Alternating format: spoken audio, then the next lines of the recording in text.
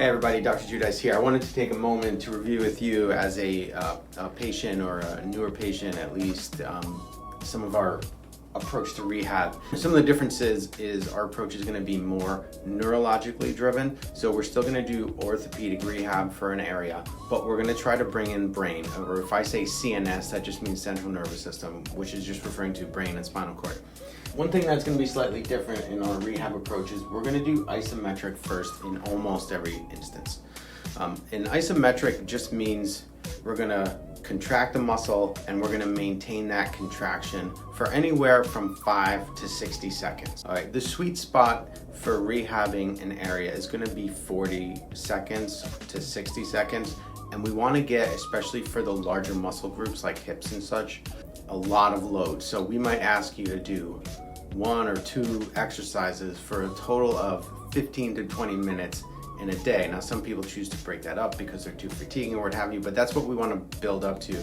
And in this isometric first approach, it is done on our part because it's going to be, one, the safest. You run the risk of injury with isotonic or different type of fast ballistic movements, but with the isometric, you're a lot less likely to injure an area. And the second reason, maybe more important, is you're going to get a lot of blood flow into the junction between the muscle and the tendon, right? And that's where a lot of tears and injuries occur. Okay, more on that later, but that's the reason why we're going to do isometric first in most cases. And you also maybe notice that we're going to focus heavily on spinal stabilizers. So like, for example, somebody might have a knee problem, but due to lack of spinal stability, which we pick up in our assessments or video assessments or exam, that the spinal stabilizers aren't working, and we're able to have a perfectly functioning knee if we can get the spinal stabilizers working. Not necessarily every case, but in a lot of cases, for example, a shoulder injury, we might do neck and thoracic spinal stabilizers as well.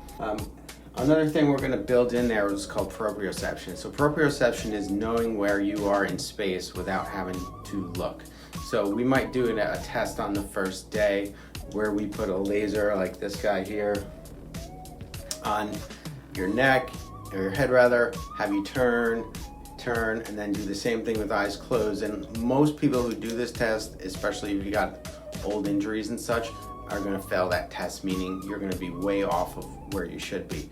So it's really hard to rehab an area if your brain doesn't have a good map of it. So you see I have this thing on my arm here. So if somebody has a poor map of their shoulder, that could be from a lot of reasons. It could be from an injury, or it could also just be that shoulder patient is also a headache patient. And the headache, for example, the map in the brain of the head gets larger. So you might do a test where you ask somebody to touch a point in their shoulder, right, and they're all over the place because their brain doesn't have a great map of that region anymore. Or you might do a test where you tap somebody on the cheek and shoulder and say, where did you feel it? And they say cheek, and they don't really feel the shoulder because the map of the head is so much larger. So that's one reason why we might build in proprioception with these laser devices, or we might put percussion on the area as we're doing certain movement exercises or isometric holds or what have you, just to try to increase the awareness of the brain to that area. Something else we might do here in any one of these three is we want to bring in central nervous system, like we said before, and one way to do that is to use the eyes. So some of these eye strategies, for example, if I'm trying to rehab this shoulder and we've already worked on the scar tissue and superficial inflammation and all that stuff, then we're going to go in and want to activate the area. So let's say we do isometric and we build in that strategy here with proprioception as well as isometric at the same time. We might go ahead and put a laser on the opposite cortex, because this is the area of the brain that's going to control this area. We might start with it locally, but then again we might go ahead and put it on the opposite cortex or on the spine itself. Really good research on using low-level laser for upregulating poor functioning systems. And once somebody is able to put a sufficient amount of load for an adequate period of time, and we feel like there's stability in that region, right, after doing these isometrics and all the other treatments that we do, we're going to graduate somebody to eccentric. So what is eccentric? Eccentric is what the bodybuilders call the negative, right? The downward phase, right? So just because you can see this, if you are holding an isometric here, it's not like we would normally do biceps in rehab, but just for example, we might be holding this for a period of time. And then after we hold, we're gonna slowly descend, okay? Why would we do that? You're gonna increase the amount of load on the area, but you're also bringing in tons of brain activity, okay?